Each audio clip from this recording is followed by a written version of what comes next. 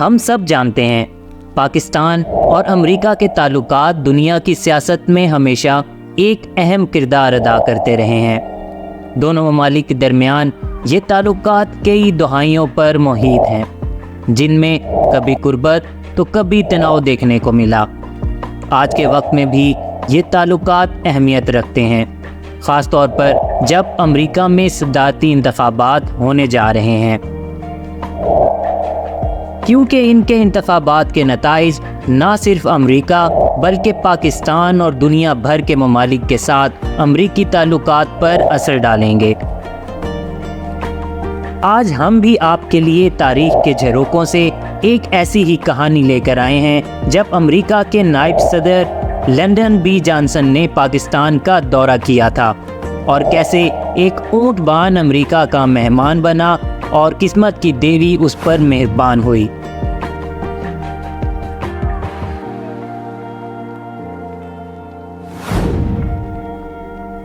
یہ کہانی 20 مئی 1961 کو شروع ہوتی ہے، جب امریکی نائب صدر لنڈن بی جانسن پاکستان کے دورے پر کراچی پہنچے تھے۔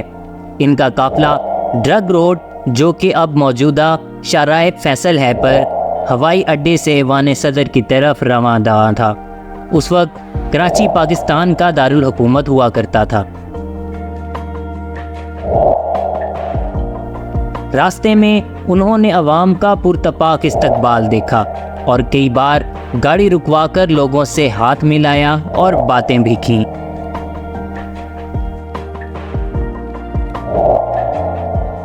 ان کا قافلہ جب ڈرگ روڈ ریلوے اسٹیشن کے قریب پہنچا تو جانسن کی نظر ایک اونٹ گاڑی پر پڑی جس پر بھوسا لدا ہوا تھا۔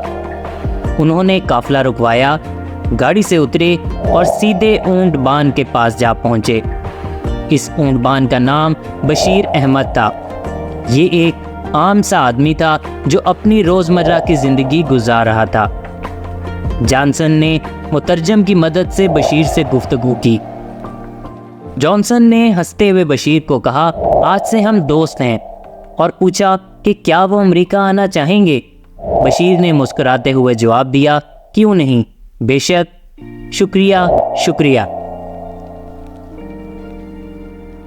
اگلے دن پاکستانی اخبارات نے اس دلچسپ ملاقات کی تصاویر اور خبریں شائع کیں اور بشیر احمد ایک مشہور شخصیت بن گئے۔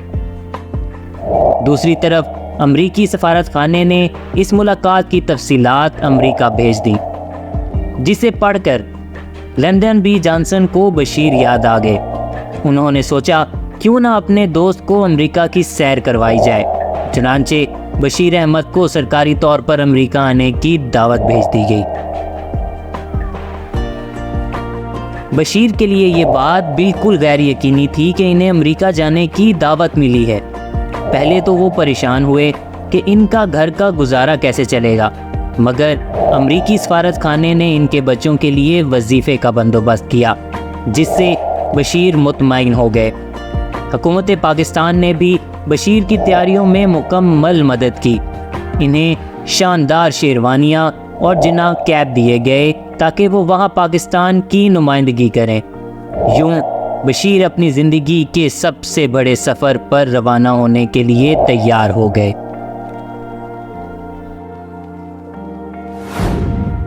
14 اکتوبر 1961 کو بشیر امریکہ پہنچے اور ان کا استقبال ایک اعلیٰ مہمان کی طرح کیا گیا۔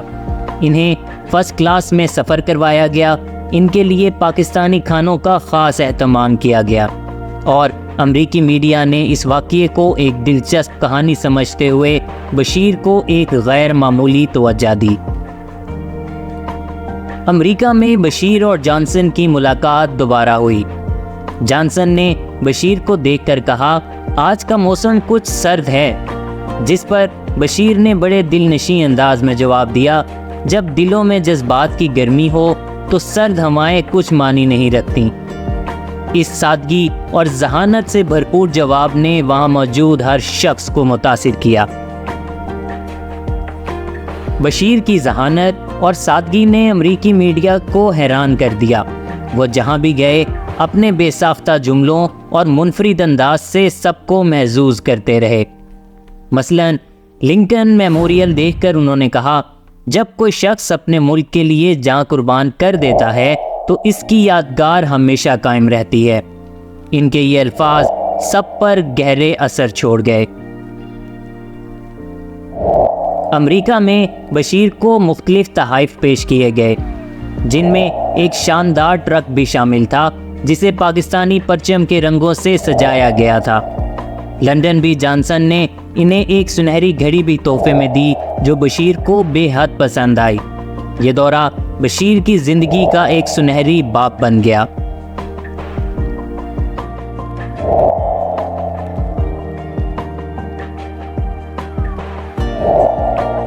اس کے بعد بشیر پاکستان آ گئے۔ پاکستان آ کر انہوں نے اونٹ گاڑی چلانا بند کر دی۔ ایک پروگرام میں جب ان سے پوچھا گیا کہ انہوں نے اونٹ چلانا کیوں بند کر دیا ہے تو بشیر نے بے ساختہ جواب دیا کہ مجھ سے جانسن نے کہا تھا کہ پاکستان واپس جا کر میری پوزیشن کا خیال رکھنا۔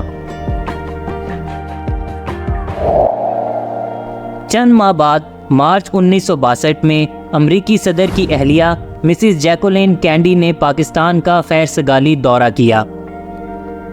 اس دورے کے دوران جب وہ کراچی آئیں تو بشیر ساربان سے ملاقات کی۔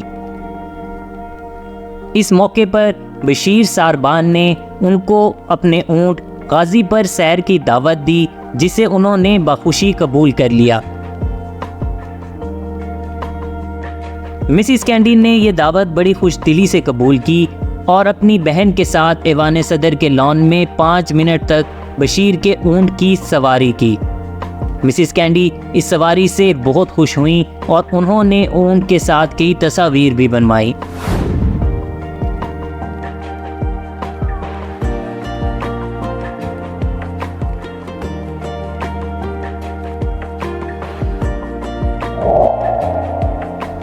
لنڈن بی جانسن نے سفر کے اختتام پر بشیر ساربان کو عمرہ کروانے کی پیشکش کی، جسے بشیر نے اشکبار ہوتے ہوئے قبول کر لیا۔ بشیر پاکستان آ کر ایک عام آدمی کی طرح اپنی زندگی بسر کرتے رہے۔ جب 1973 میں لنڈن بی جانسن کا انتقال ہوا تو امریکی قونصل خانے نے بشیر کو تعزیتی پیغام دینے کے لیے بلایا اور یوں ایک بار پھر یہ دوستی یاد آ گئی۔ اس کے بعد بشیر ساربان ایک مرتبہ پھر غربت اور گمنامی کے اندھیروں میں گم ہو گئے، اور 14 اگست 1992 کو جب ان کا انتقال ہوا تو بہت سے لوگوں کو یہ بھی یاد نہیں تھا کہ اس گمنام شخص کی خبریں اور تصاویر کبھی دنیا بھر کے اخبارات میں صفحہ اول کی زینت بنی تھی۔